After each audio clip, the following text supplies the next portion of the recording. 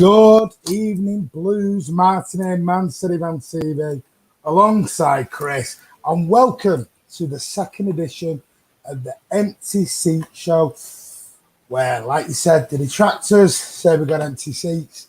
Tonight we're going to fill them. So, like I said last week, every Sunday we're going to be joined by a very, very special guest, and I want to thank everyone who is joining us right now. You are all superstars, so let's get into it.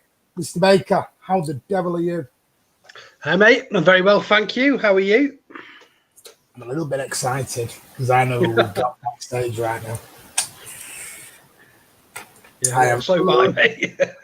Yeah, we're a little bit excited on this one. It is just going to be amazing. Anyway, I've just come back from a lovely weekend in Blackpool. Yeah, very, very illuminating, Martin. It's been a fairly quiet week in terms of transfers, which I know is something that's grinding your gears a little bit. It's been a bad week for the Stockport Iniesta and a good week for the Ginger Prince. But apart from that, there's not been much to talk about unless you want to discuss your FIFA debut. No, but I think we're going to swiftly move on this one. What I want to do, first of all, we're going to bring in a guest. Well, not a guest. She's not a guest anymore. But we're going to bring in Emily, who was joined us last week. So, good evening, Emily. How are you? Good evening. How are you doing? Are you all right? I'm good. Are you excited? Yeah, I'm really excited. Yeah. Hi, So great to have you excited. back on. Hi, Chris. How are you? You all right? I'm all right, Tara. How are you? Yeah, great. So glad to have you back on because you were fantastic last week. Oh, thank you. Thank you, everybody. Like you and Martin, Andy, thank you so much. It means a lot, and it's just a pleasure to be here. Brilliant, mate. Yeah. Well, should we not keep our guest waiting and waiting and This waiting? is a clue, by the way. Yeah. A very big clue. So I'm going to say, I'm going to send it over to you, Mr. Baker. What can you tell us about our guest? Okay, so 3 facts about our second guest for the show is that their first match was on Halloween 1998, which was a 2-1 win against Colchester at Main Road. He is without doubt one of City's most important and astute signings in recent history, and he is currently managing a club in the Welsh Premier League. Any ideas? Any guesses in the comments? And he was described as the hardest person to have ever played football, a complete nutter and a horrible in-your-face centre-back. I love those quotes. Oh, should we just bring him in? Yeah. Guys and girls, I want to welcome to mcfcfantv the one, the only, captain himself, Andy Morrison. Evening. How are we? Very well. We're very, very good, Andy. How the devil are you? I'm very good. I enjoyed those last comments. In your face, horrible. Just roll off the tongue, don't they? They're a compliment. Yeah. A little bit. Well, we needed them at the time, that's for sure. So, Andy, it's brilliant to have you on with us, mate. It's a real treat. And like I said in the intro there, you were definitely one of City's most astute and important signings over recent seasons. I think City at the time missed a player like yourself. I think they're really important. And it was the beginning, really, of the transformation of Manchester City. And for me, anyway, you're one of my footballing heroes. I know we'll discuss your City career later, certainly a little bit later on. You've been involved with some massive names within the football, and we'll get into talking about some of those people. But first of all, how's life at Connah's Quay? I see you've just won the Welsh Premier League Manager of the Year award, which is fantastic. Yeah. Yeah, thank you. Well done. Yeah, we had, obviously, we all went into lockdown with sort of 5 games left, and we were 4 points clear. We won the league, and we won the League Cup earlier on in the season. So there was a fair chance that I would have been in the running. I've been nominated for the last 4 years, so there was a chance I would get it, and I got the pleasant surprise last week. So really pleased, and I think it's something that every manager wants to be want to have on their CV, and I was extremely proud to get it. Brilliant, mate. Well done. I can imagine, yeah. Big congratulations from everyone. And I'm sure everyone in the comments will be wishing you congratulations as well. Well deserved. Guys, can I just say before we get into the questions to the captain himself, I just want to remind you, Super Chats are available if you want to ask Andy a question. Get them in. So what we're going to do is we're going to go right all the way back, Andy, if you don't mind, to your Plymouth Argyle days. And you spent 6 seasons there, at your adopted hometown. And then you went off, was it to Blackburn Rovers, wasn't it, with another legend in Kenny Dalglish? I think, I'm just wondering now, I'm just reading my notes. That was the season Blackburn went on to win the title, wasn't it? Was it 94-95 season? Yeah, I came the season before and left during that season. Had a great period at Plymouth, which was, I was there. I arrived in Plymouth at the age of 9 from the north of Scotland, and always had a love for football and played for Plymouth schoolboys, and then got an apprenticeship at Plymouth, and my dream was to be a footballer. I got that opportunity, and I was so proud. Along with, I think lifting the trophy at Wembley, making my debut for Plymouth were the two standout moments for me for different reasons. Like I say, I was an Argyle fan, and to actually make my debut at 17 at Villa Park was an incredible night, and one that I can remember. I don't remember a great deal from football. There's a few fleeting memories, and obviously lifting the trophy at Wembley and making my debut were big moments. Well, what was it like going from? Oh, sorry, Chris. What was it like? Carry on, man. Division 2 to the Premier League, because that must have been a huge experience and a complete and utter change. Yeah, it was. There've been a few clubs mentioned at that period. For a couple of seasons, I've been mentioned about going maybe Leeds, Wolves, Luton, and the club had actually spoke with Luton but couldn't agree a fee. And anyway, that petered off into the background, and I carried on playing. And then the season that Peter Shilton came in, I didn't really get on with Peter very well. It was kind of even at that young age, I was quite headstrong and and had a strong opinion on things. And I think he was happy as me to get out. He was happy to see the back of me. So the opportunity came to go to Blackburn, and at the same time, again, Wolves were one of the clubs that were mentioned. And it's easy in hindsight, we're all perfect when we reflect back. It's probably the wrong decision for me to go to Blackburn at that stage of my career.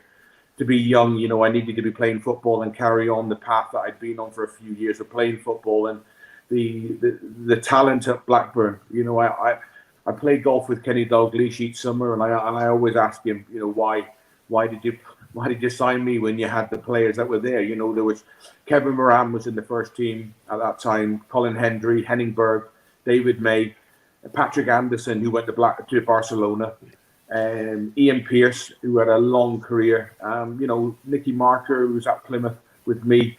So, I asked that question because it really, I was only going to ever go in there as a player that might come through. And he said they thought the potential was there. They saw me similar to Kevin Moran in the way I played the game, and thought that I could mature into a very good centre half. But I'd always advise any young player to play games and go somewhere where you're going to play. You can learn so much in training, but you need to be playing games of football. So it was the wrong decision in hindsight. But when Kenny Dalglish comes knocking, and they offered $500,000 at the time, which is a hell of a lot of money, back in, I think it was 92. It's a lot of money. So Plymouth needed the money, and I couldn't waste the opportunity to go. Absolutely, mate. So that from Blackburn, you moved to Blackpool under Sam Allardyce. But I read somewhere that Celtic were interested in you. Is that true?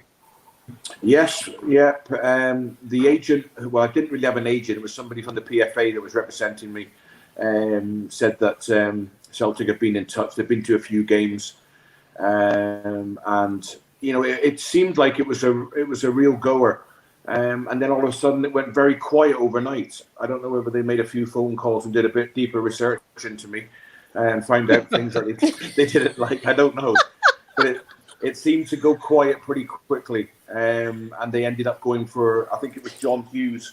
Yeah, John Hughes, who went there instead. But it was definitely something mentioned. It was in all the press up north. And Kenny had said to me that they'd been at the last few games that I played in. And they were interested, but like I say, as quick as it came along, it disappeared. John Hughes, it was a bit like yourself, really, a firm fan's favourite. He was a bit of a loon, wasn't he? So, they were obviously in for a type of player. Perhaps, perhaps that's the character they were looking for at the time, and it didn't happen. And off I went to Blackpool. And you had 2 successful seasons there. With Sam, what was it like working with him? Well, obviously it was Sam's first real job. I think he'd gone to Ireland. He'd been in America for a bit, and then he went to Ireland, had a job there, and then that was his first job really in his career. And I was always impressed with him right from the start. He was so astute in his detail to everything. His sports science, I think, which may have been something that he touched on in America. I think they were probably ahead of us a little bit in sports science, and he brought a lot of things into the club. And his analysis on games was something that I hadn't experienced at Blackburn. Although you had the internationals that we had there, there wasn't the depth that Sam showed me when I went to Blackpool. So I was never surprised really that he went on to have the career he did, and obviously the perception of him, that a lot of it is true. That's the way he is, but he's meticulous in his detail and everything that he did. I was so impressed with him, and I loved my time at Blackpool. You're in their Hall of Fame, I believe. Yeah, I'm very proud of that. Incredibly Absolutely. Proud. I've got a great rapport with the Plymouth Argyle fans. With my time that I had there in Huddersfield, I was in the team of the decade in the 90s when I was there. Obviously, the Hall of Fame at Blackpool, and then obviously, I had a great time at City. So there was something in there, the way I played the game that appealed to fans, and people warmed to the way you carried yourself. Not always correctly off the pitch, as I've already said. I'm sure Celtic might have heard a few things that put them off, and at Blackburn it went that way a little bit, towards the end with frustrations, and I ended up at Blackpool, and like I say. So proud that when you look at the names that are in the actual Hall of Fame, Sir Stanley Matthews, and there's some huge names there of the game, and to me to be mentioned in that same breath, I'm incredibly proud, and I had a great time there and thoroughly enjoyed it. Brilliant. And it's the fans who vote the guys into the Hall of Fame. So what do you think it is that the teams that you've played for, the fans take you to their heart? I think maybe very similar to me as a manager now, and what I look for in players, a desire to win. When you over a period of time, you obviously will get attached to a club, but to start with, when there's no real connection there, and you're basically down to showing what you are as a human being and as a person and as a footballer, and then it grows from there. And I just wanted to win, and I'd win at any costs. And my commitment to the cause, to the team, was always greater than my own importance. I wanted to win, and it's a great quality to have if you're a sports person. And willing to go to any length. And I work very hard. And I think when fans see that, not about well, they don't really care if you're not really talented as long as you play. Then. You could go and get a load of Marines to come and play for you, and they wouldn't be fond of players. You have to have certain qualities as well as that desire to win, and that and those characteristics. But I think, like I say, if fans see that in a player, that they want to win as much as they do, and it hurts them as much when you don't win, I think they warm to that kind of personality. Yeah, absolutely. Yeah, definitely. Well, we have had our first super chat where I said thank you to Lankow for your thing. He wants to know, Andy, can you still play? We need him centre back. Right, good question. Well, yesterday I was in seeing a specialist about starting the process for a knee replacement. So I'd say the answer is probably no. My career was curtailed with injuries. I retired at 31 when I was right in my prime, right at my fittest I'd ever been when I went to Man City. I kind of sorted myself out and got my head down, worked hard, got myself in the shape that a footballer should be in. My mind was very clear. And then, I picked up again the same knee injury that sort of haunted me through my career. I ended up having I ended up with 13 operations on my left knee throughout my career. And, and it culminated really in me seeing a specialist yesterday to start the process of having a knee replacement. So the answer is I'm not quite fit yet, but give me a year and I'll be ready to play. Yeah. And you never know, might be a future Manchester City manager with any luck. But what I want to do, I want to go and talk about, you went on and you, like you mentioned, you went and joined Huddersfield again, and it was, you think you were signed by former City manager Brian Horton. Your City connections begin. What did you think? What did you think of your time at Huddersfield? Well, again, I went to Huddersfield on the back of Blackpool missing out on the promotion through the playoffs. Sam got sacked, which was incredibly harsh at the time, and Huddersfield came in and offered really good money for me, and it seemed to happen overnight. 1 minute I was there, in the morning Sam got the sack, in the afternoon I was off to Huddersfield. I know Brian Horton had tried to sign me a few times over the years at various clubs, and I really enjoyed playing for him. In my personal life at that time, it wasn't the best. I became the captain very quickly there. I'm sure, he probably saw the characteristics that he wanted and asked me to be the captain. But, although I trained as I always train, and I played with the same intensity, my life away from football, I didn't carry myself in the best. My drinking was excessive at that time, which I've spoken about in my book openly. So I always feel like deep down, I know I never let him down, because when I played with the same heart that I always did. But, away from it, my focus wasn't as it should have been. And I always feel I let Brian down a little bit, although I had a great rapport with the fans. I scored on my debut there, and, when the fans took to me and had a great period there. But I always felt it was unfinished business, really, because, like I say, I was very fond of Brian and wanted to do well for him. And I had to watch him get the sack as well, which was hard to take at the time. And then the new manager came in, Peter Jackson, who ultimately my fallout with him led to me going to Man City. Well, yeah. Emily, do you want to ask anything before I jump onto the journey that he became the Messiah for Manchester City? What was it like coming into City at that point? Because obviously we were in Division 2 and it was kind of desperate times. Joe Roll was the manager, and we hadn't had the best start really in Division 2. We'd had a few draws, too many. We hadn't really hit the ground running.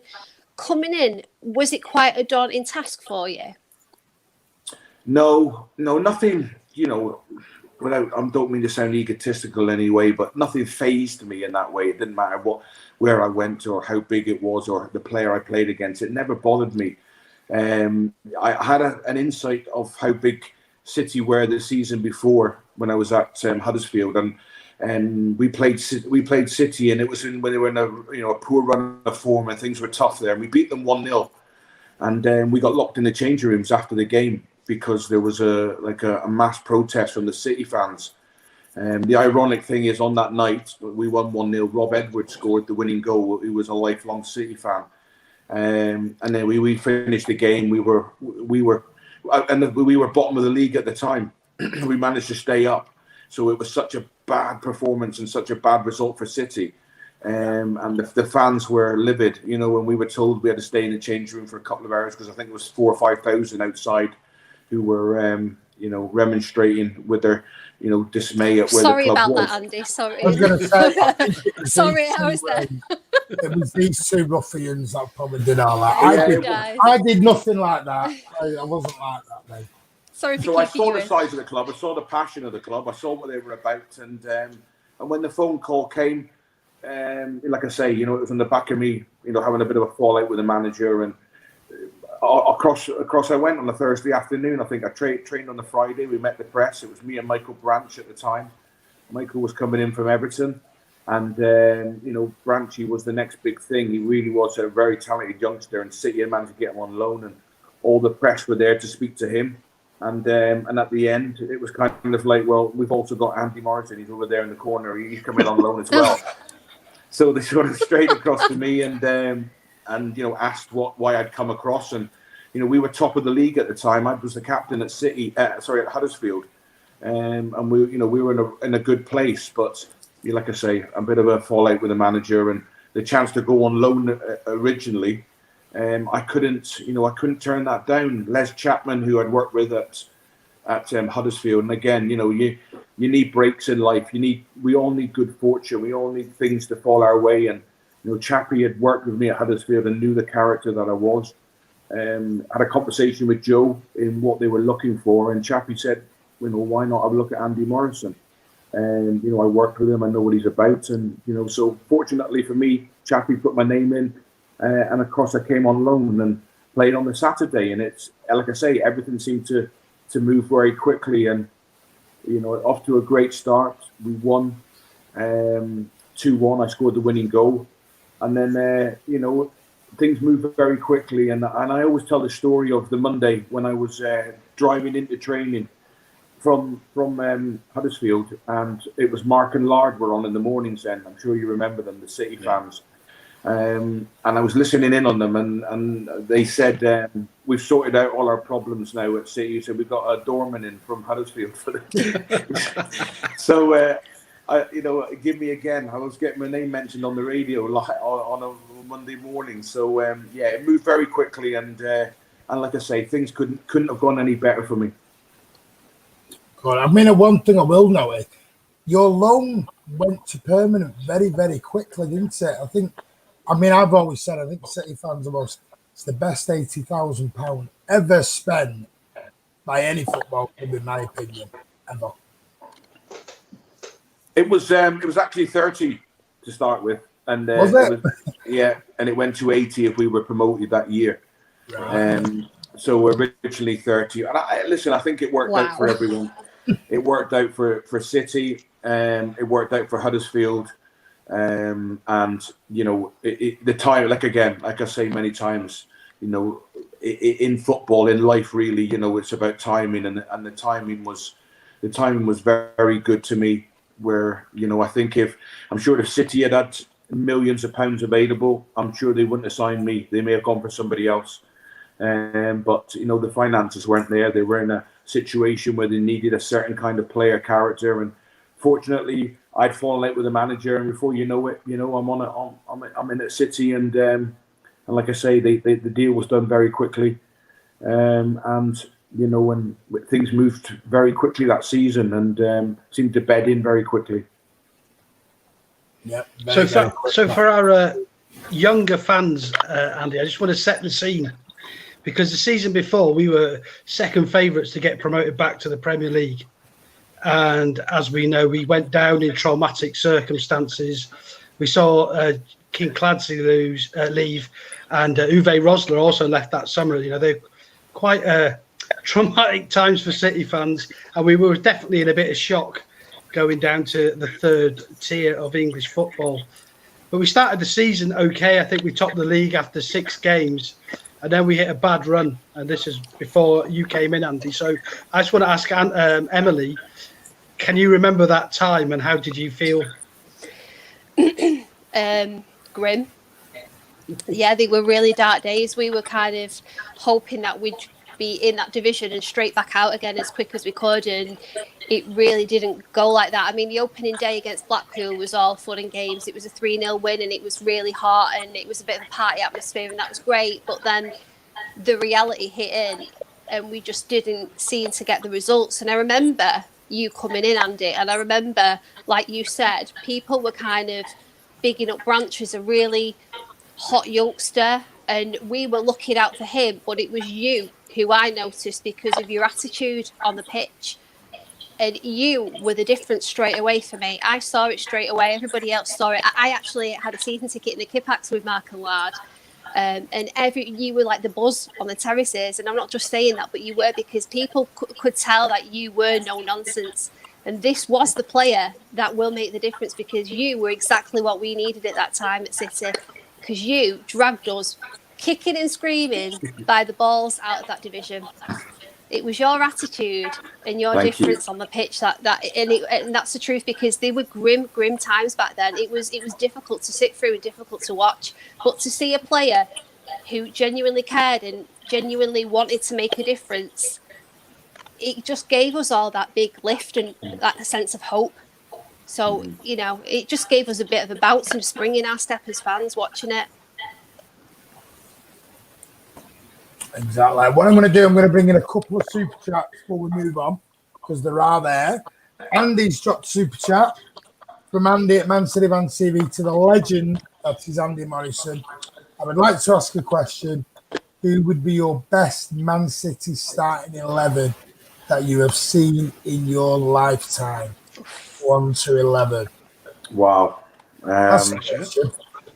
Yeah, but what I've actually seen and also played with, I'm fond of a lot of the lads that I played with, and I've also been fortunate enough over, the last sort of 15 years to be watching City in their transition from that period, under sort of Sven and Shinawatra to grow into where we are now. I've always been part of the club and seen that journey and seen some exceptional footballers. And sometimes you mention a team and then somebody will chuck in. And I mentioned an 11 for Man City magazine a couple of months ago, and it was the best 11 I could think of at the time. And I left Yaya out, and it was like, the stick I took for it, and it just slipped my mind. The team that I put together were a phenomenal team of incredible talent. And I forgot Yaya, and what his input was to the club, and I always talk about Nicky Weaver. I played with Nicky. Obviously, Joe Hart had a fantastic period at the club, but never had an opportunity to play with him. And then the lad in there now just seems to be on another level. But it's always Joe. It's always Nicky. When I look back at that period I had with him, because he was exceptional. He was an incredible goalkeeper who maybe lifestyle, a couple of injuries maybe stopped him actually being the keeper that he could have been, but he was incredibly talented. I always go for Richard Edghill because I know what the club means to Richard Edghill. People will say, what about Sabaleta? And yes, Saba became part of the club.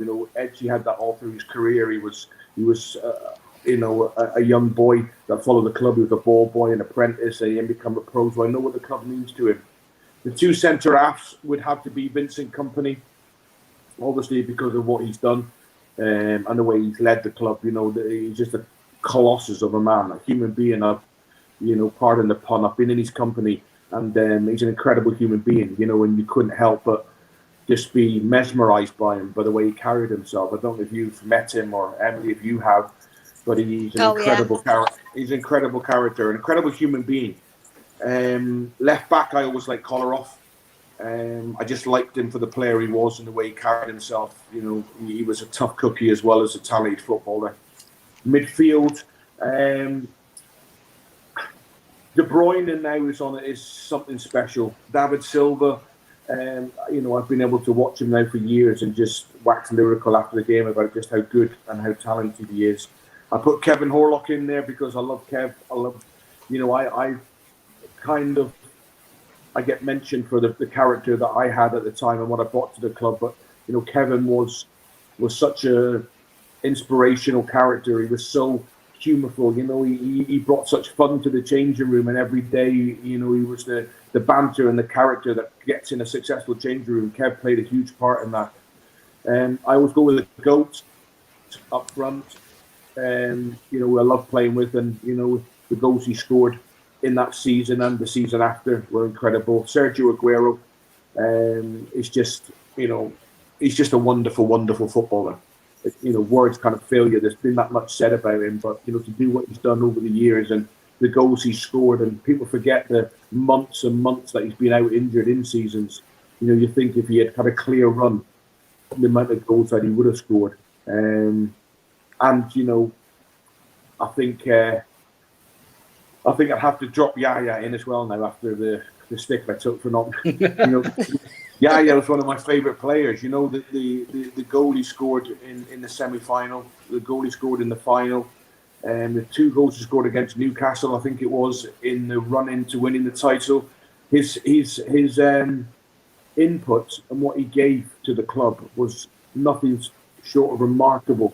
And sometimes it gets lost a little bit, in amongst Silva and Aguero and company. I think sometimes we forget exactly, just how special Yaya was. So I'm making up for it there for leaving him out. And going back in myself a little bit, I don't think sometimes I get lovely praise and I get lovely things said about my time at the club and that. And I don't think Joe Royle actually gets the full. Yes, we appreciate and the fans appreciate what he did, but the acknowledgement I do think he deserves for turning the club around. Any ship that's sinking the way City were with back-to-back relegations, to actually stop that and find a way to break up that sort of 50-man squad at that time and put a team together and then get back-to-back promotions. And for me, he's done. His achievements were on a par with what Pep's done in his time.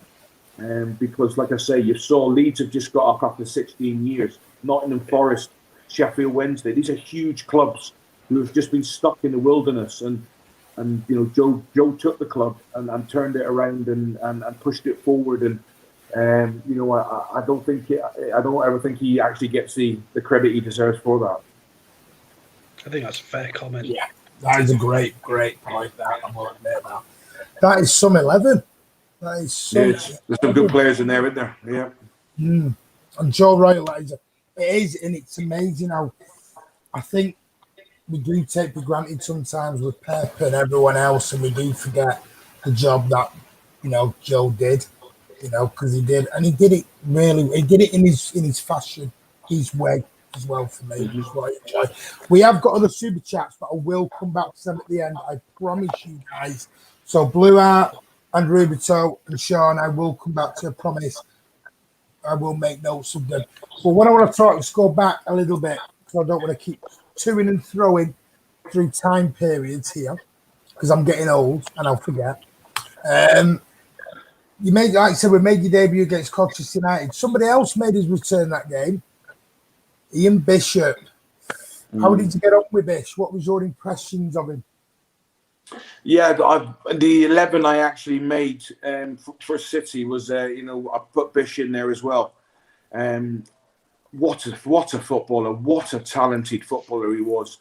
Again, I think the British game and the demands in the midfield and what's expected, maybe we didn't quite see just how good he was. I know when he retired, he went to America, which is the MLS now, and I think he got Player of the Year in his first year there.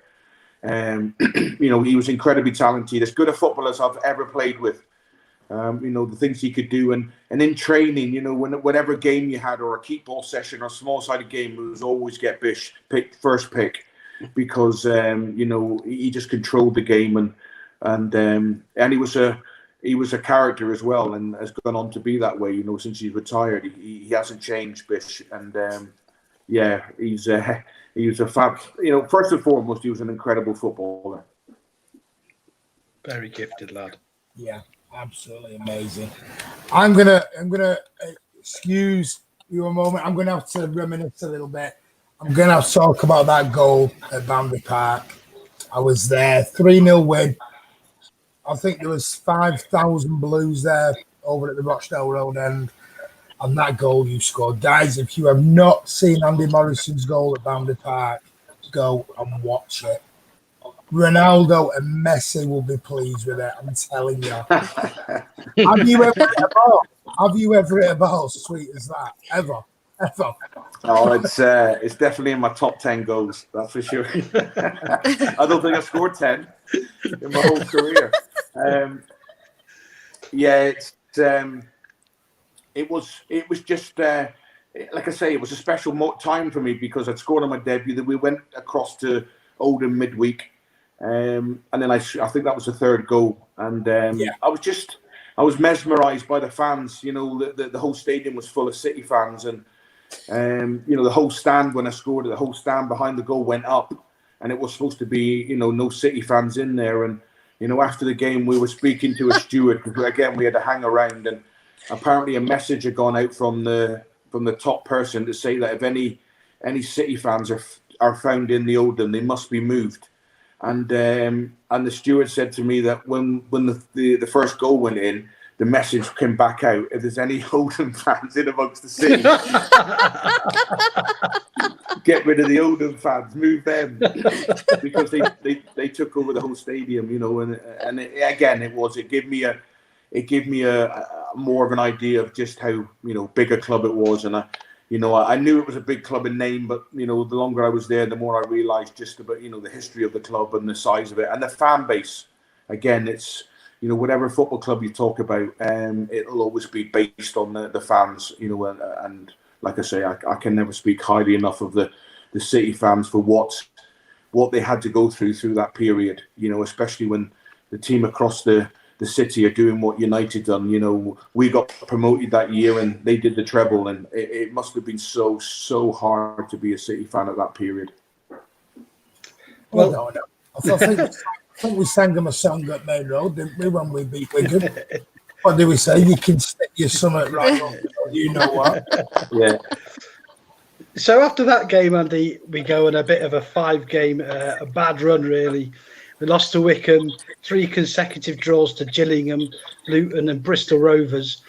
And then the 5th game, we go to York and get beat 2-1. It's a bit of a legendary game for City fans, that York one. So we were closer to relegation than we were promotion after that result. And Joe was under a lot of pressure.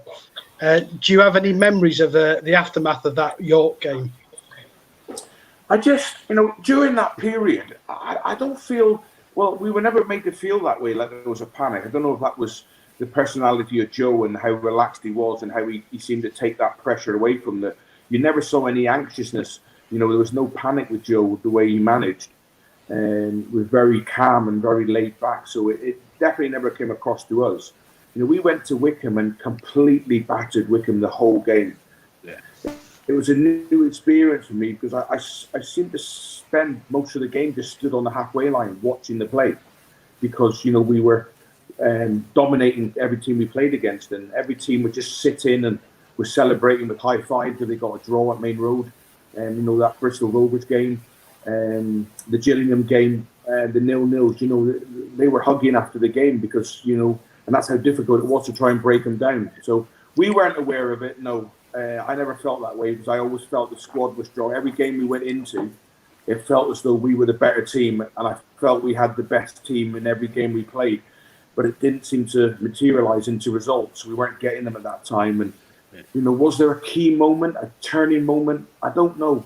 It just felt like, you know, we were stepping forward all the time, and month on month we were getting stronger, and it began to grow through the season. And, you know, I wouldn't say York was that point where it turned. I don't know. I just felt as though we were training right. There were so many good things in place. Good footballers, a good manager, a good coach, fan base. Everything was there for us to take off, you know, and it just needed that spark. And, you know, and key moments, not for me. I just think it was over a period of time. You know, we ended up being, you know, the team that were in form and got into the playoffs correctly and just missed out. I still say if there'd been another month of the season, we would have gone up with the run we were on from Christmas. So, but if we'd gone up automatically, we wouldn't have had the drama, would we? No. And I think I've met about 40,000 City fans who said they were at York that night. So it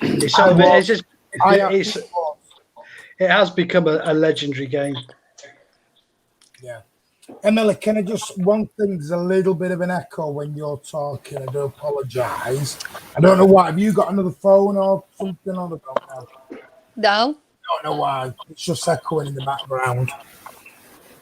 So I don't know why, but we'll go along with it. I'll move my phone just in case, but sorry. I don't know why. I just I am going to ask Emily, York City, what are your memories on that? How did you feel? Dreadful. I remember it being, for me, the difference was the Stoke game just after Christmas, was it? Mm-hmm. Yeah. And just something felt different. And then after that, we seemed to go on a bit of a run. That echo isn't me. I'm sorry. I've just moved my phone away. It's still not me. Yeah, we seemed to go on a bit of a run after that. But it seemed to be the Wrexham and the Stoke game. And then we kind of built momentum moving forward. And that's when we felt different as fans going there. And we saw the spark and we kind of believed after that, because it was the York away couldn't get much worse than that, so it was brilliant. But I remember you saying, Andy, that one of your inspirations during your time at City was Willie Donachie.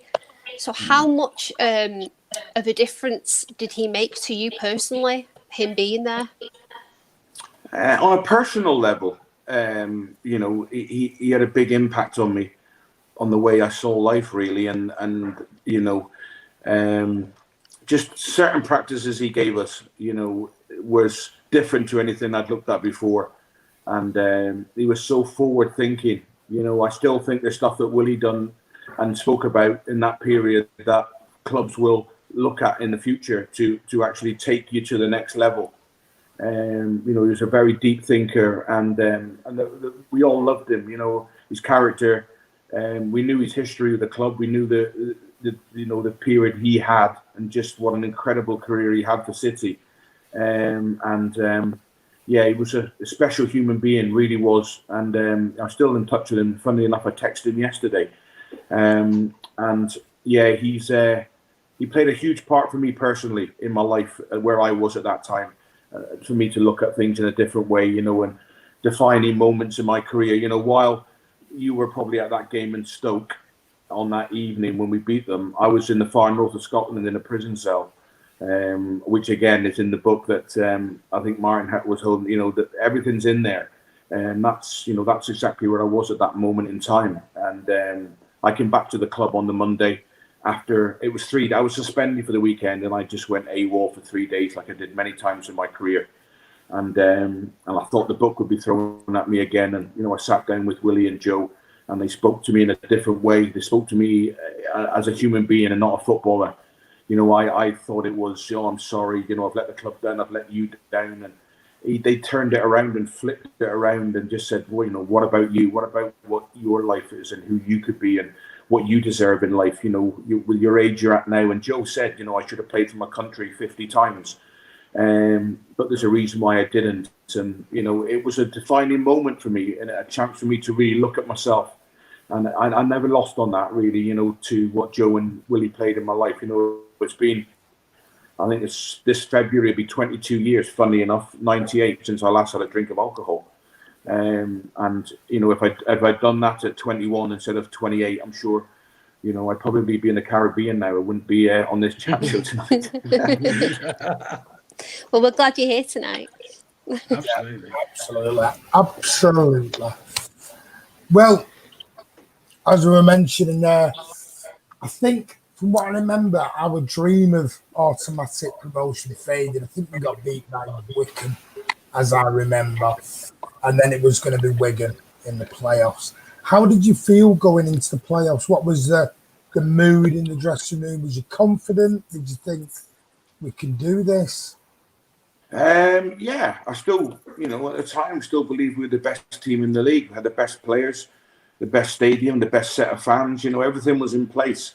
And it is a form of a lottery, but you still believe you've got the best set of players, and you back yourself in those playoff situations. And the two straight away, it almost seemed like a calamity against Wigan. I think it was literally within minutes, the back pass, and Jared left it, and Nicky left it, and then you're 1-0 down, and you're thinking, wow, but we turned that around. I think it was a great goal from Paul Dickoff that got us the draw, and then obviously, it's one of the few games that I do remember was the home game, with the goat scoring and handball, and then them hitting the crossbar late on, and then obviously the celebrations afterwards. We're going to Wembley, but it's Manchester City. We were only going to Wembley for a playoff final in the second division, and yet the stadium was full. The pitch was covered. It was an incredible end to the season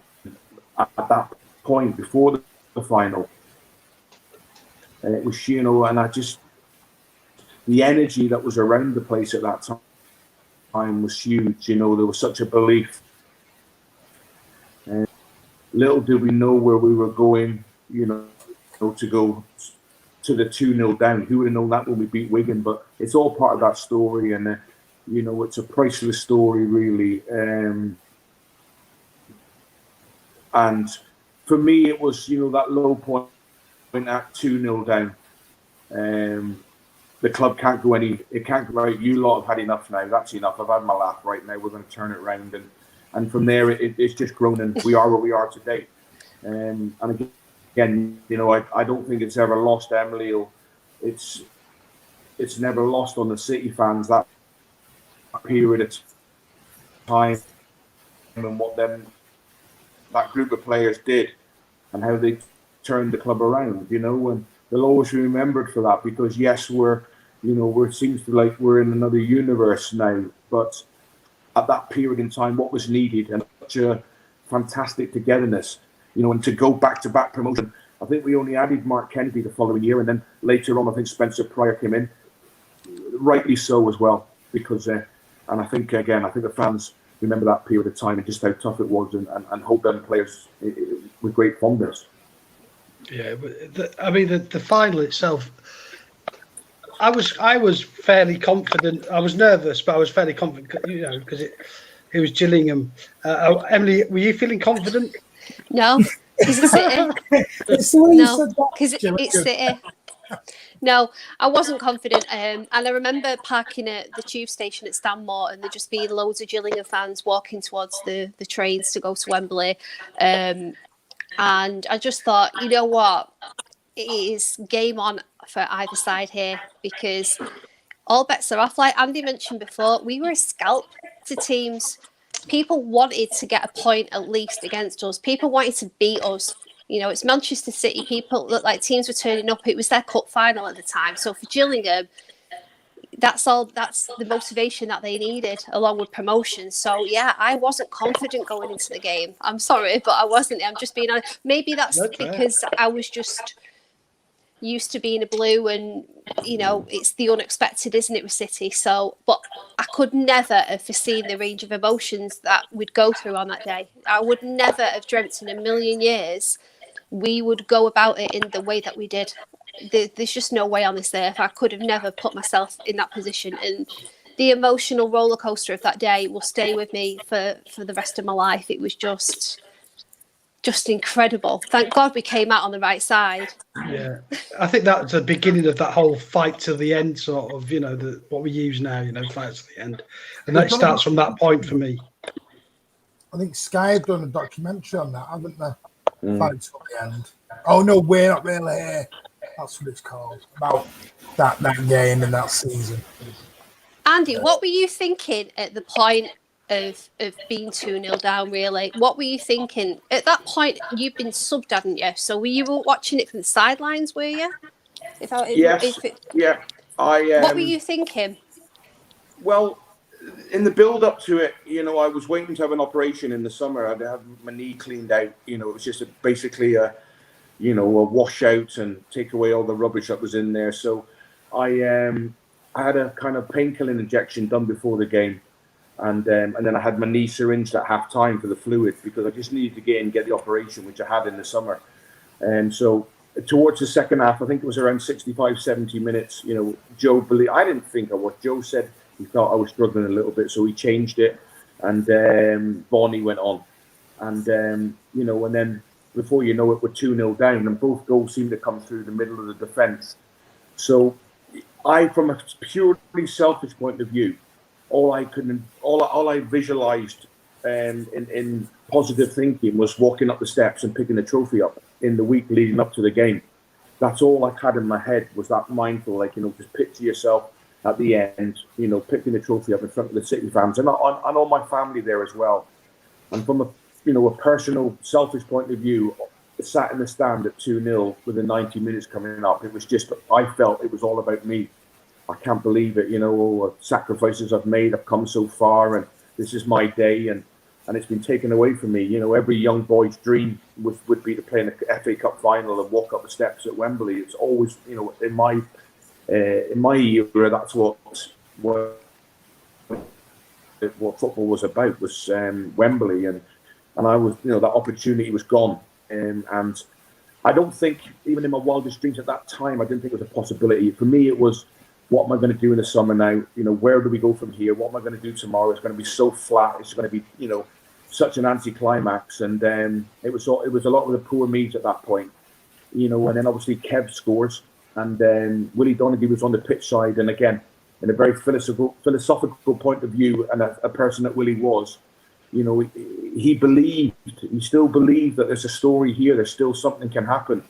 And, we all know what did happen. And, Dickie rightly gets the credit, and I'm sure he's had a few drinks and meals out in Manchester over for that goal.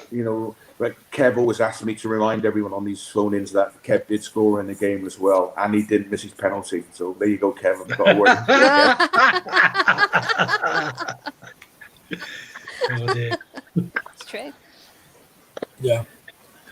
I mean, Wembley, what was it? I mean, I'll tell you, I'm going to go around the table of how everyone's experiencing that day, because it will stay with me forever, like you said. But I was a fan who did not leave. I stayed. I believed. My mate wanted to leave, and my dad wanted to leave, and I'm like, no.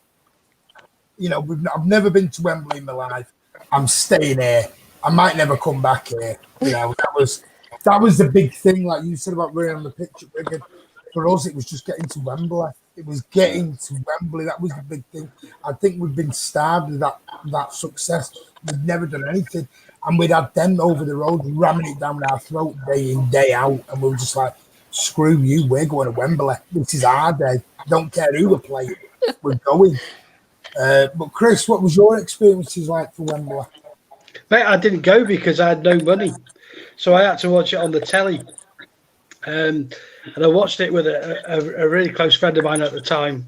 He was a Celtic Glaswegian.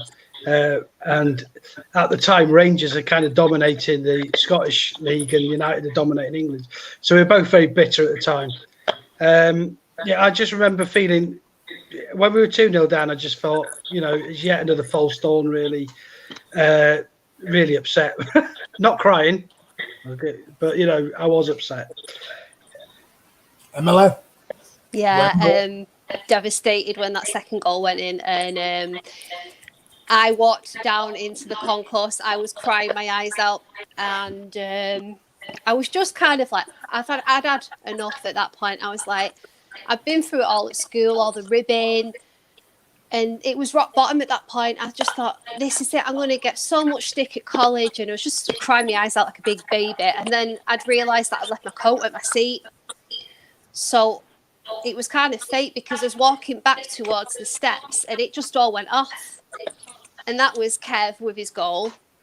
And then I was trying to get through the steps towards where I was sat, and then bang, I just saw the net go, and it was absolute pandemonium. Grown men crying all around me. I had never been in any kind of situation like that in my life. I can't even describe it. The goosebumps that come back to you in that moment in time. Yeah, I just feel all the emotion, the wave of emotion, and the claustrophobia of being stuck in that moment, of just people in absolute bedlam. And then it was like, game on, back to the sea. But I felt bad for even going down into the concourse, because I'd always been there for my club. But when it was 2-0, the deflation and it was awful. It was a really low moment, but then obviously fate works in mysterious ways.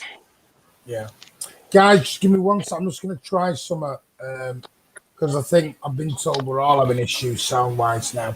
So just give me 1 sec. We are staying live. Just give me 10 seconds. No one's going off. I'm just going to switch some. Just 1 sec.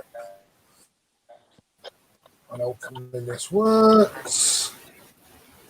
and then hopefully it does. Right, still connected. Let's see if that is any better for everyone. So, Andy, you walked up the steps. What was your feeling walking up those steps, the famous steps to lift up the first trophy in God knows how long for us? As a professional athlete, and you're judged on at the end of your career on your successes, and I felt that it wasn't. I felt it had gone. I could feel your pain. At that moment, and Emily talking about the thing that City fans speak a lot about when you speak to them is the feeling of shame that they would have felt having to go home and having to see their friends and family who supported United or whatever, and having to just keep your head bowed down all the time. And it would have been so difficult for them. So I understood it from that point of view. And then the euphoria of actually turning it around, and it's something that only sport maybe when you're a parent and you have a child, there's a special feeling and a moment, but I think only sport can give you them moments in your life. And and I can still feel it now walking up the steps. I'm going to pick a trophy up. My parents are there, my wife, my children, and the pride. I'm so proud. I'm bursting at that point. And I just can't wait to get my hands on it and lift it. I think, with the picture of me lifting it, you can see it in my face. I'm not trying to be cool and knowing there's a million cameras on me and those pictures are going to be seen in 30 years' time. It's just real, and I just look horrendous. I got a tooth that got knocked out in the game. My face is all contorted, and there's nothing very calm or suave about it. It's just pure emotion. And I was fortunate enough as a fan to experience exactly the same way with the Aguero goal and that winning the title that year. So I've experienced it as a player and seen it as a professional sportsman, and I've also seen it as a fan. Being there with my son when on that night, when obviously we turned it around again in the same way, in the 90th minute, to do what we did. And so, yeah, it was quite incredible. And yeah, like I say, those things stay with you for life. And that's what you play football for. Those moments are magical. And the celebrations afterwards with the fans. And again, where we are now, so was it 21 years down the line, and we can still talk with the same enthusiasm and the same love and passion further down the line. That it shows what a momentous occasion it was. And I felt, I'll share this story with you about my neighbour who was a United fan, and we were playing Macclesfield, and I was out in the front garden putting my bag into the car before the game, and he drove across and just parked outside the car in his big flash Porsche and wound his window down, and he said, "Oh, I see you've got Macclesfield today in your derby. You must remember the old days when you played Stockport." And he just drove off. And I just thought, wow, what must it be like to be a City fan at this moment in time? So I felt the pain the same as what the City fans did. And I think all the players did as well. We felt as though, we're Manchester City, and, we can feel the embarrassment of where we were and where we're playing at that time. So we felt exactly the same as the fans and wanting to turn it around. And when we were, I think it was 5-1 up against United in the 6-1, I had my text message ready to send to him to get my own back on him. And they were down to, if you can remember, they were down to 10 men, and we were 5-1 up. And my son Aaron, who is now a damaged City fan, he said to me, "Don't send it yet, Dad. Don't send it. Just wait. It's too early." So, He knew. And, so he's been through the drama as well, and yeah, but magical, incredible moment that'll live with me for the rest of my life. Andy, can I just ask before we move on from Wembley, what was the feeling on the pitch before the shootout?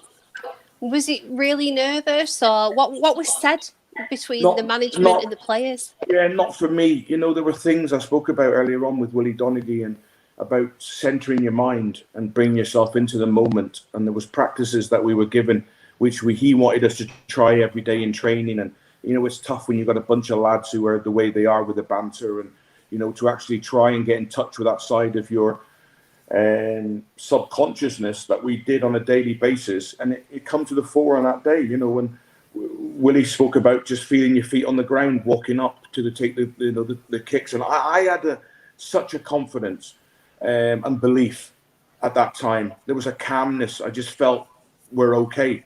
I didn't think at that time there's no way we could go through this story and now lose it. You know, you look at that now as time's gone on. At that time, there was an incredible calmness for me and all the players, you know, and I just thought, no, we're all right. It's going to happen, you know, and it did. So we like that in the stand.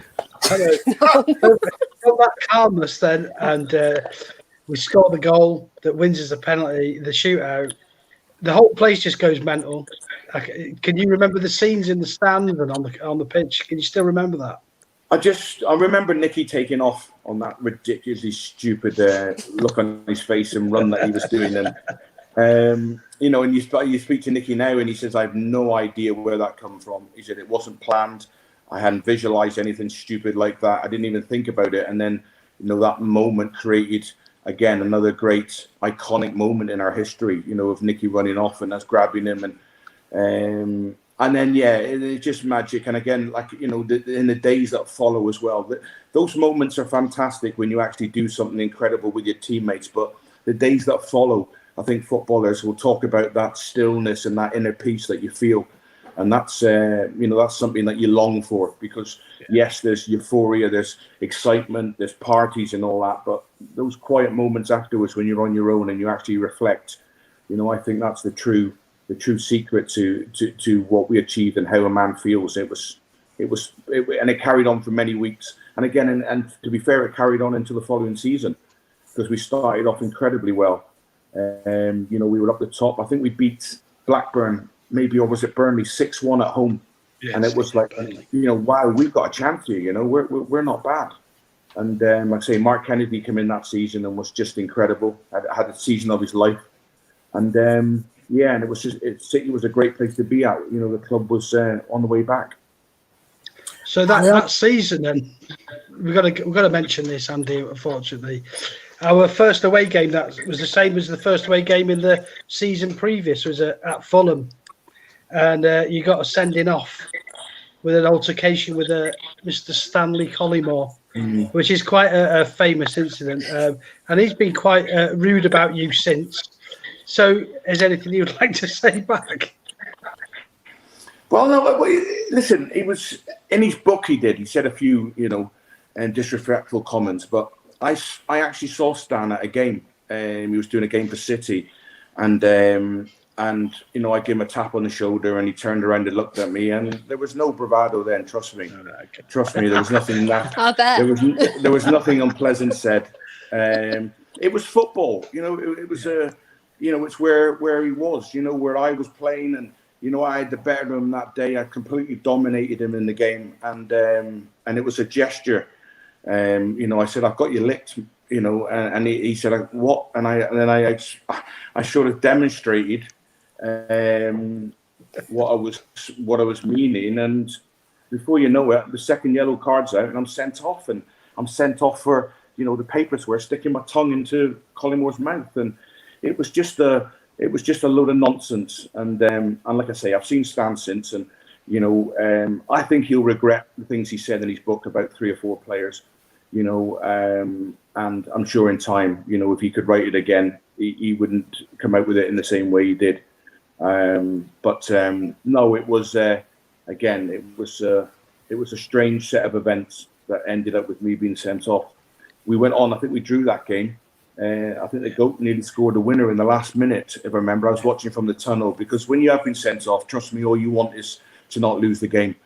And thankfully we didn't. And then we like I say, we went on a great run, and we went up rightly that year, you know, automatically.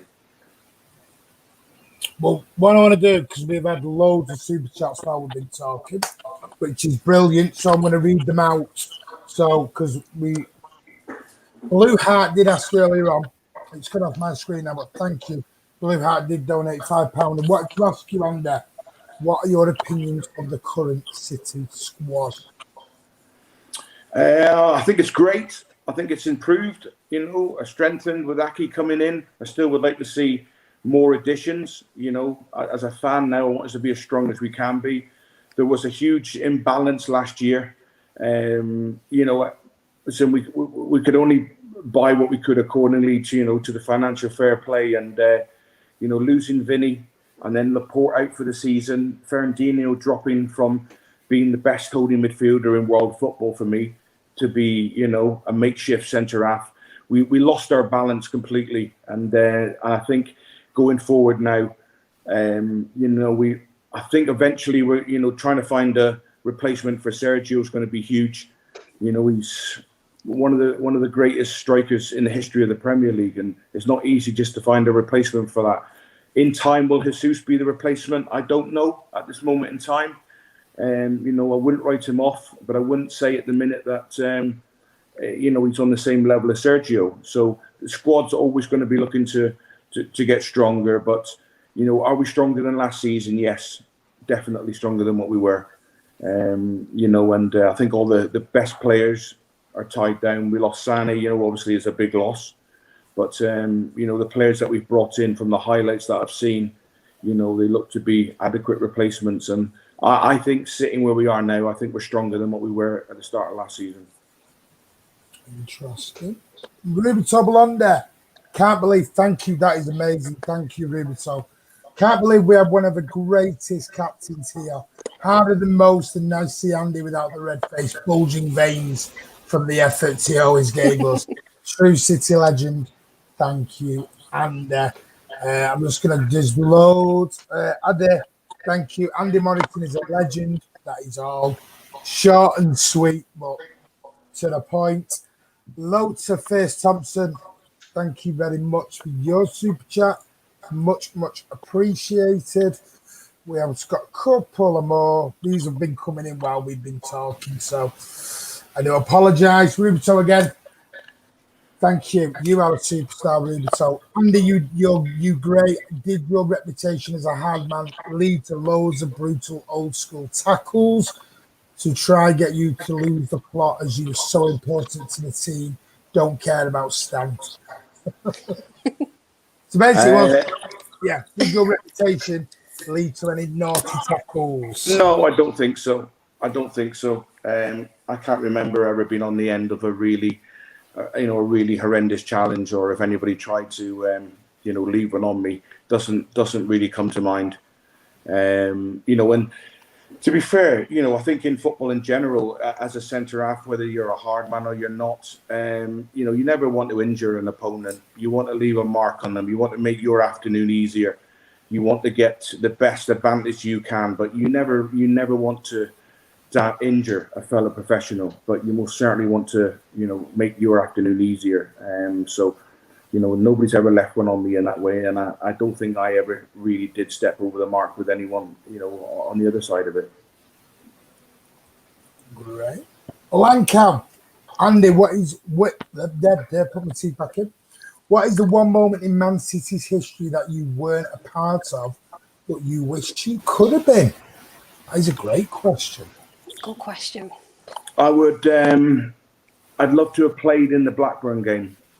The season we went up, I think I played maybe 16 games that season, and then at the start of the season we had a great run, and I was Joe told me I was close to a Scotland call up to get into the squad, and then I picked up another knee injury again, and then the season carried on. We went on to a great run, but I remember being at Blackburn and in the changing room and just feeling so uncomfy. I didn't feel part of it. I was so pleased for the fans, so pleased for the club and the players, my teammates. But I saw some footage of it a couple of weeks ago, funnily enough, on Sky, the Blackburn game, and I can see myself in there, and I felt empty. I felt a fraud that I was celebrating, because So if it's one, it would have been that game as well. If I could have been part of that game. The aftermath, the party back in Manchester. We all travelled back. I can still remember the players, but I just didn't feel part of it. So delighted for everyone, but on a selfish point of view, I was so gutted that I was injured and I missed out on that again that day. Yeah, great. Right, that's the end of the super chats for now. So I think we can move on, Mr. Baker. Well, I think Andy just covered about the question I was going to ask him about whether you're able to celebrate that promotion as much as the season before, but I think you've answered that. And Joe strengthened it in your favour position by bringing in Spencer and Steve Howie and Richard Dunn. So then you went to Blackpool, Crystal Palace and Sheffield United out on loan. I did see a story that you might have upset Simon Jordan while you're at Palace. Is that true? I most certainly did, and he mentioned it on Talk Sport live on when I'd been on there for a question. He brought it up, and it's humorous now when you think back. And Simon, I actually saw in Marbella a few years after the event, and we had a good laugh about it.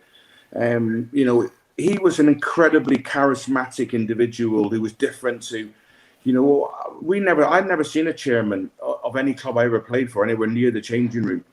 So to go to Palace and then lose a game and have the manager, Alan Smith, addressing us at the end of the game when we're all sat down listening to, you know, a kind of rundown on the performance. And then all of a sudden the chairman walks into the changing room and just stands directly behind the manager with a glass of wine in his hand and just listens in as he's talking. So, you know, you can imagine how uncomfy it was for the manager. I felt it, you know, it was disrespectful to him.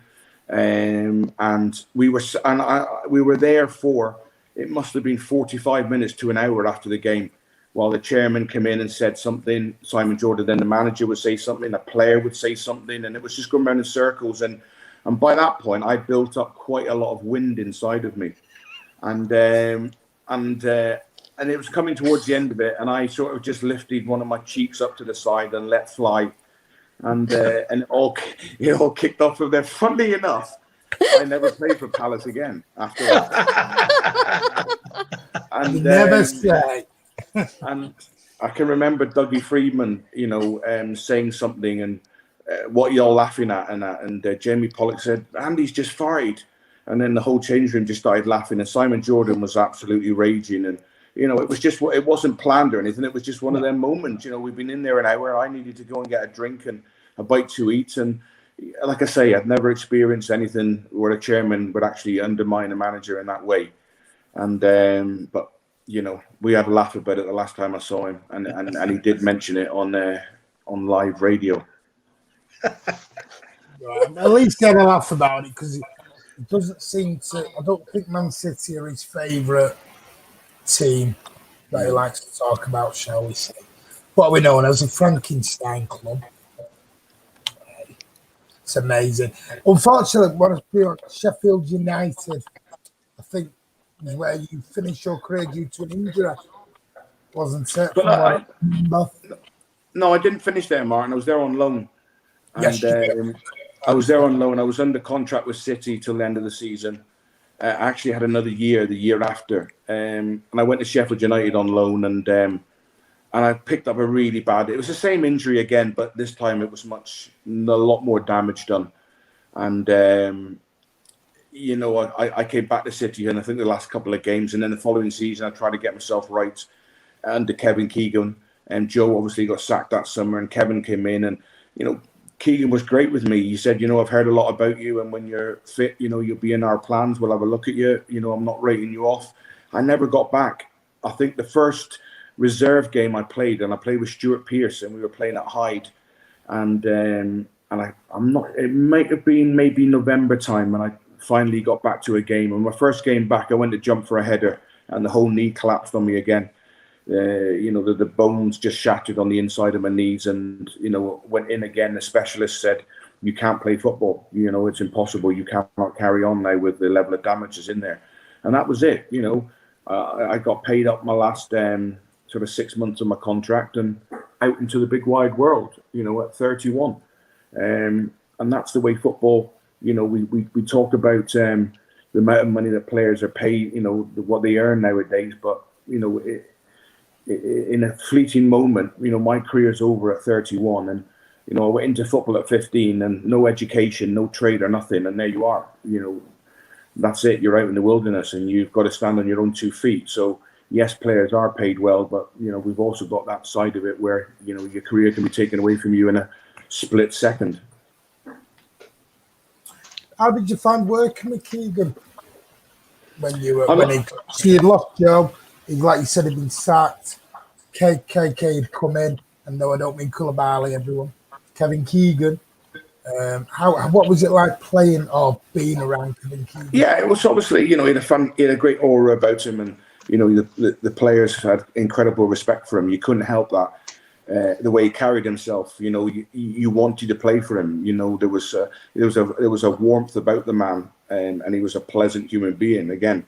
So the players that he brought in, were had an incredible season that year. And it was again a very, very good season. You have to correct me if I'm wrong. They went up as champions, record goal scored and everything that year.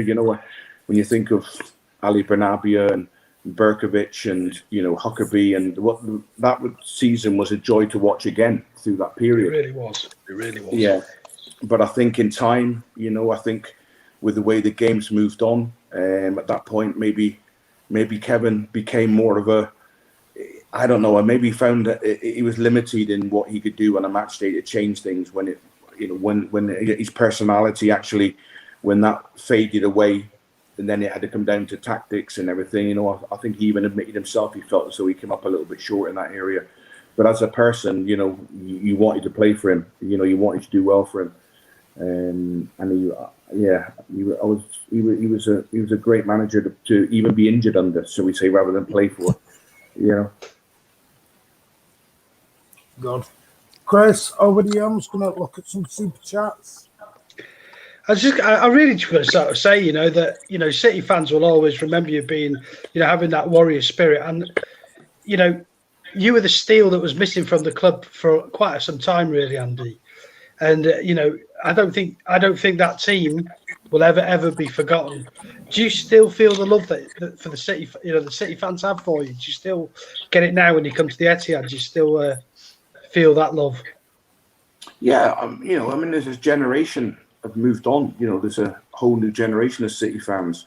I think we was averaging 33, 34. There's now 54, 55. So there's a whole new, with the corporate side of the football as well. There's a whole new, but there's a core of City fans around that time who have followed the club through that tough period and still watch the club now, and they're humble enough to never forget where they come from. Of course, there are players. I always say whenever I'm introduced to City fans and their kids are there, I always say to them, I hope your parents remind you, that it wasn't always like this. No. It wasn't always about winning titles and that, and they just look at you and smile, because it is a different world now, and people come across, the fans, these youngsters are disappointed now if they only win 3-0 on a game, because they're so with 6s and 7s at home is what City have done over the last few years, and the club's come a long way, and again I think I just think the adversity around that period and how tough it was for the club and where they were, and almost a feeling of so proud to be that City's their club. They've stuck their flag to the mast, and that's who I'm following. But it's bloody tough. This is hard at the moment where we are, and to come through that, and then obviously by being successful and being a Premier League club, they then become something an asset that people wanted to buy, and then Shinawatra came in and followed on obviously from the riches from Abu Dhabi, and but the club and the fans have never lost sight of where we actually were and how tough it was, and the reward now is what we get every year. And like I say, if any set of fans in world football deserve to have what they're having now, it's City fans, because of what they had to go through and stick by the club and stick next to it. I tell that story in my book, and I'm always asked about it when the City fans came to me in the car park at Main Road at the back of the Kippax, and I was getting into, I don't know who, it was my first game as captain, and about 3 or 4 big lads came up to me as I was getting into the car at the end of the game, and sort of said, "Andy Morrison, innit?" And I said, "Yeah." And they said, "You just be made captain?" And I went, "Yeah." And I could see the passion in their eyes and the desire, the way they spoke to me of, make sure you get it sorted, make sure you sort it out, and they just walked off. And it was like, I know I can feel it, because it doesn't matter how bad the last game was or where you are. You know, once you've washed down that Saturday night and you wake up Sunday, you're still a fan of the club, and you've got to go back, and you've got to keep going back. You can't just jump ship. So, you know, when I look at the loyalty and the amount of fans we had following us that period, you know, I think from Christmas on, we're sold out every week at home, 34,000. You know, I've seen games where your Forests and your Sheffield Wednesdays, I know they've been down there a long time, but it's 13,000, 14,000. You know, City was full every single week in that last 6 months of the season. And rightly so now that they're getting the entertainment and the payback that loyalty deserves. Thank you. Emily, have you got any views on Andy's contribution to City? I've just got a couple of questions because I know we've kept you for so long, and we're so grateful that you've come on. Sean Goater said when we were relegated back to Division 1 that your presence was greatly missed that season. And Nicky Weaver's mentioned in the past about just how important your presence was in the club overall. And you've mentioned to us about Willie Donachie as well and how important Willie was to you. Who are you in touch with from City from that time regularly now? Do you still speak to any of the lads? Or I don't really think, you know. I started at Plymouth as a 17-year-old apprentice, and I'm in regular contact with the lads I did my apprenticeship with from that era, you know. And I think that's life in general, you know. I think Martin and Chris will remember the lads that they grew up with when they started. You're still in touch with them. I think with football, I think, you know, you come and go. I'm still, you know, I still speak to Paul Dickoff. You know, at games, and I still have banter with Kevin Orlock. I'll occasionally get some crass email or text message sent from him, you know, taking the mick or something. You know, still speak to Sean occasionally, and I see Nicky Weaver in my rounds. You know, Jeff Whitley. I spoke with Jeff, but this is only, you know, every sort of couple of months or whatever. You know, but we got together for I think it was the 20th anniversary, and you know, we were in the change room 10 minutes, and it was like we were 20 years before. You know, the banter and the crack and the Mickey taking, and it was just there immediately. And you know, like I say, when you have a group and it's such a strong changing room, and the togetherness that we had, you know, it's back there very quickly. But you know, as in a day-to-day basis, you know, I don't keep in touch with anyone. And also, I saw a debate, a really raging debate on Twitter today about who's better, Van Dijk or Vincent Kompany. In your opinion, who is one of the best defenders that the Premier League has ever seen? Your top 3 best defenders? Well, I think over the last few years, obviously Van Dijk's come through, and I think there's no disputing that he is. I think, you know, if in 5, 6, 7 years' time, you know, Liverpool have won 3 and 4 titles, they've won the FA Cup, they've won the League Cup like City is under Vinny, then, you know, maybe then we can look back and say what a great player he was. There's no doubting, you know, Vincent Kompany was an incredible leader, you know, and that was a huge loss last year, not just the player, but, you know, his presence in the changing room. And, you know, you see some of the documentaries and the way he spoke, and you couldn't help but be attracted and want to follow him. You know, and it's the characteristics of a captain are, you know, players people don't follow a title just because you're the captain, just because you're the manager. They follow courage. And if they see that courage, they want to be part of that, and they want to come up to that. And that's what Vinny had, you know, in a different way, a different sort of quality to Van Dijk, but obviously both exceptional footballers. What other centre half sticks out for me at this moment in time? You know, nothing really comes to mind. You know, Vinny, I like Laporte. I really do. You know, I think it would have been a lot closer race. I'm not saying we would have won it, but if he had been fit all last year, which then would have pushed Fernandinho back in, and you know, I'm Fernandinho's biggest fan. If you would have asked me my favourite player of all time at City, it's Fernandinho. That would have pushed him back into the midfield. And again, you know, we always get exposed to the way we play a little bit in the channels when we're in possession of the ball.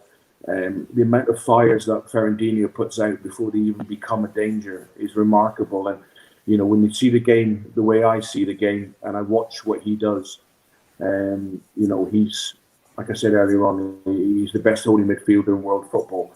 Age is catching up on him. That's obviously it comes to everyone. But for me, the last 5 or 6 years, he's been the outstanding holding midfielder, and I'm a huge fan of his. Great. What I'm going to do is, I must say thank you, Andy. I know we've kept you so much longer than what we intended, and I appreciate it. I've just got 2 or 3 more super chats, and then we'll wrap it up and let you go. But Andy wants to know, we live in Chester. I've told everyone where you live now. My lad is studying physiotherapy. Any chance in COVID times we can come and watch Connor Keys, and my lad can work with your physios when we're back into some normality? Absolutely. Plugged himself for a job there. Listen, this moment in time, we're in a period that it's something that we never experienced. And when this passes by, we had a game yesterday, and it was like Fort Knox trying to get into the game. It was incredible, the amount of work that has to go on just to put a game of football on. So when things get back to normal, get in touch with me, and you'll be more than welcome to come in and spend some time with our physio, definitely. Good. I'm just gonna find them all now. There's been loads of super chats while we've all been gassing away, so I do apologise. I'll just get them on now. Blew out again. Thanks, Andy, and especially thanks for all the memories. You are a legend. So, and we've got another one from Andy. Andy, who is your closest player right now who you think plays with your spirit? Well, without being in a changing room and seeing, you can only see what you see on the pitch. And, I really like Scott Brown at Celtic. The period we live in now, it's so difficult for referees to referee a match and actually know when a player is actually injured or not. I hate nothing more than seeing a player stay down when he's, when it's clearly there's been no contact. I love players that stand up and get on with football, and Scott Brown does. I've seen him kicked in that, and he prides himself on not showing that he's hurt, and it seems to be so easy. And this is not an old centre half talking about how good things were in the old days and how the game's gone snowflake. It's not about that. It's just about men being men, and I was always accountable to my father. I'd come in after a game and I'd look at my father for reassurance and confirm that I'd done all right that day, and you'd want your senior players as a youngster, you want to show them that you're tough and that you're ready to step in. I just don't see it nowadays. I just see so many players, little fist touch and a little tap on the back if they win a foul because they've feigned an injury. I don't get it. Maybe it's just me being an old fossil. But when I see players, and if I could give any advice to any young player, it is your talent will not reflect where you go in football. It'll be your courage and your desire, to stand up and be a man. Because you tell me the last last player who's overachieved in his football, who's had those tendencies, and it's something that really sits with me, and I wish we could change the game in that way. And after a game of football, if it shows that there has been no contact whatsoever, and you stay down as a player feigning injury, then there should be action for that. We don't know with pain thresholds of different people. What I feel a little tap might be different to somebody else. I get that. But when there's actually been shown that there has been no contact, or a player's holding his face when there's been no contact, it should be an automatic 3-game ban, because it's something that's crept in, and it's got worse and worse. I don't think the authorities have helped with the decisions and the way they sent the game now, where it's just minimal contact. But going back in a long-winded way, I like the way Scott Brown carries himself, and he doesn't want to feign injury. He wants to show to his teammates that what you want. I want to turn to my captain. If any company's my captain, I do not want to see him go up for a header and stay down on the floor holding his face. That's not who I'm going to want to follow. Ferrandinho is not that way. These are the people that, and the way they carry themselves is so important that you want to follow that courage. And Yeah, see, I've gone on a little bit of a rant there now, haven't I? You can see how I feel about it. Well, yeah. I hope we've got another question, one last one for you. And then we're going to put the link up for Andy Morrison's book where you can get it. So a little plug for you there to the great Andy Morrison, City legend.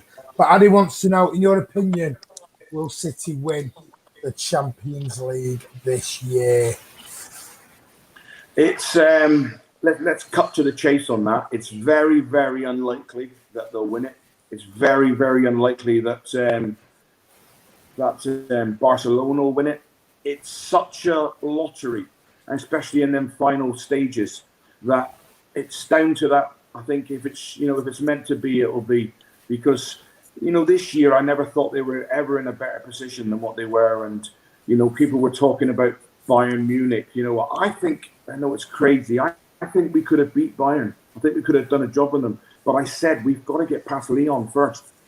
And when we've got close before Madrid and when we've been knocked out, it's just such a tough one to answer. Yes, I think we'll be equipped and we'll have the personnel to do it. Whether we do it is a different matter altogether. And I think once we win it once, I think we'll win it 2 or 3 times over a 5 or 6 year period. And it's just winning it that once and then creates the belief. Real Madrid, Bayern Munich, Barcelona, they believe they should be there. They believe they should win it. And there's a feeling of failure if they don't win it. We don't have that about us yet. And that can only come with winning that first one. So in answer to it, it's a really tough ask, but let's hope it's our year. I really do hope so. Guys, there is the link on screen for the good, the mad, and the ugly, the Andy Morrison story. And I just want to say thank you so much, Andy, for coming on. You've made Emily such happy. You've made me happy, Chris happy, and I want to thank you from all City fans for your effort, your determination, for leading the way for us all, and for being everything that a City fan wants to see in a player. Blood, sweat, tears, everything. You left it all out on the pitch. And I just want to say a big thank you from me personally, and Chris and Emily. Thanks. And no, Thank you. Yeah, thank you. And really good luck with the Nomads this season. Thanks very much for coming. Thanks, Chris. Thanks, Martin. Thanks, Emily. Thank you so much, Andy. We really appreciate it. So, guys, that was Andy Morrison. I want to thank Andy. I also want to thank Emily for coming on again. And it was Emily who helped get Andy Morrison on this show for tonight. So big thumbs up and thank you to Emily. It's fine. Amazing. It's down to Andy. I've interviewed him before. He's a lovely, lovely guy. I've met him quite a few times, and he's just a remarkable person with so many stories to tell. He's always great value for money when he talks, and he comes out with some brilliant stories, and yeah, it's well worth a watch. He's just brilliant, isn't he? Yeah, but it's what you said, Martin. That's what you want in a player playing for your football club. You want him to leave it all out on the pitch. You want blood, sweat and tears, and that is exactly how he played every game. You can't ask for any more, and I think that's what we're missing at the moment. We're missing that kind of player. We're missing that leadership. He's the sort of player who represents the fan on the pitch, I think. That you die for it, isn't he? Yeah, we need that. I love him. Brilliant. Really Emily, can I thank you as well, Emily, for all your efforts, mate. And anytime you want to come on, you're more than welcome. No, I love coming on. I'm just grateful that I'm asked. So thank you very much, and thanks for everybody who's watched tonight as well, because it's just been brilliant, hasn't it? Yeah, brilliant. Thanks for joining us. Well, Andy says thank you, Emily. Oh, bless him. No, thank you. Guys. Thanks, guys. As you can see, the Empty Seat show was just something we just thought we'd put, it was literally out of our own brains going, we need a new show. What can we do? And I'll tell you what, last week you had the great Emily. This week you've had the great Andy. Tune in next week and see who we've got next week, because trust me, this is only going to get bigger, better. You are going to love it. You are in for treat after treat every Sunday. night, and it's all for you guys.